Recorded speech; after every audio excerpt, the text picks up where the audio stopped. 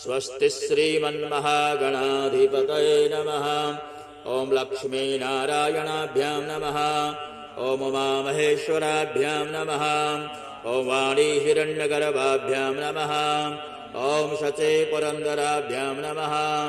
ॐ माता पितृचरणकमलेभ्यो नमः। ॐ इष्टदेवताभ्यो नमः। ॐ कुलदेवताभ्यो नमः। ॐ ग्रामदेवताभ्यो नमः। ॐ स्थानदेवताभ्यो नमः। ॐ वास्तुदेवताभ्यो नमः। ॐ सर्वेभ्यो देवेभ्यो नमः। ॐ सर्वेभ्यो ब्राह्मणेभ्यो नमः। ॐ सिद्धिबुद्धिसहिताय श्रीमन्महागणाधिपतये नमः।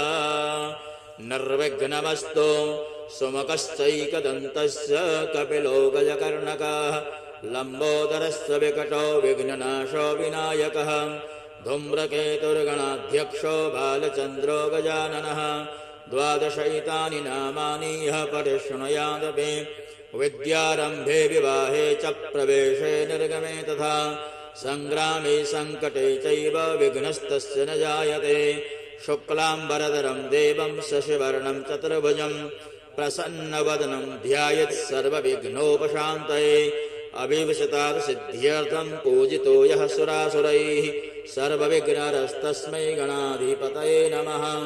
सर्वमङ्गलमाङ्गल्ये शिवे सर्वार्थसाधिके शरण्ये त्र्यम्बके गौरी नारायणि नमोऽस्तुते।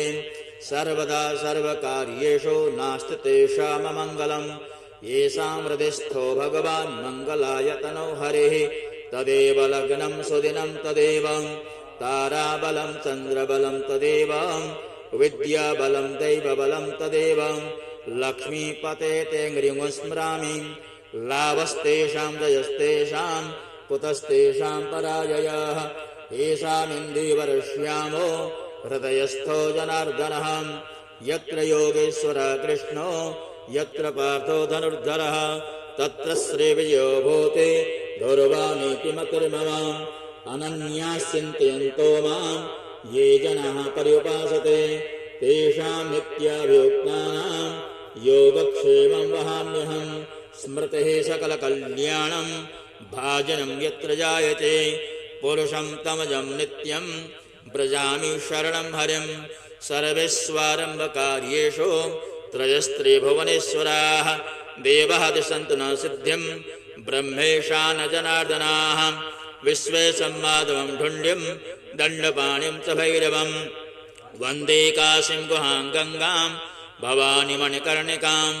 वक्रतुण्डमहाकायः कोटिसूर्यसमप्रभ निर्विघ्नं कुरु मे देव सर्वकार्येषु सर्वदा। श्रीमन्महागणाधिपतये नमः।